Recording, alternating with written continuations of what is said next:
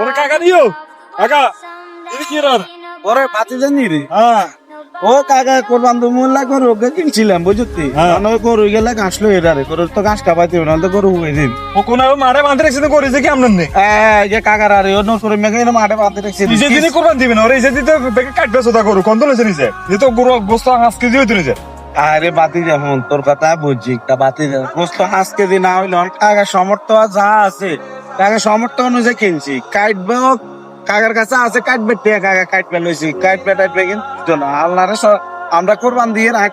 আল্লাহর রাজি খুশি করার লাগে আল্লাহর খুশি হইলে হয়েছে কাটবে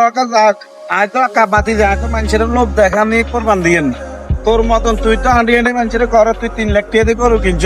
গরু কিনে ব্যাগের হাঁড়ি কর হয়তো তোর মতন মানুষের দেখানোর জন্য কোরবান দিতেছি আপনি তো ইজাজি কোরবান না দিই আমরা ছাগলে কেটে করবেন তার ভালো হইতো আপনি যাই হাঁড়ি যাই এনগা 3 লাখ টাকা দিয়ে গরু লইছি যাই ছাং গই কত গরু লইছি মিয়া এত বছর তো কানে কোরবান দেন না যা দিছেন বন্ধু কাটবে সোদা করু গেলে এসে মিয়া নিজের সামর্থ্য নিয়ে অহংকার করা ঠিক না। আপনার সামর্থ্য যেমন সবার সামর্থ্য তেমন না। সে যেমন দিতে পারে সে তেমনিই দিবে।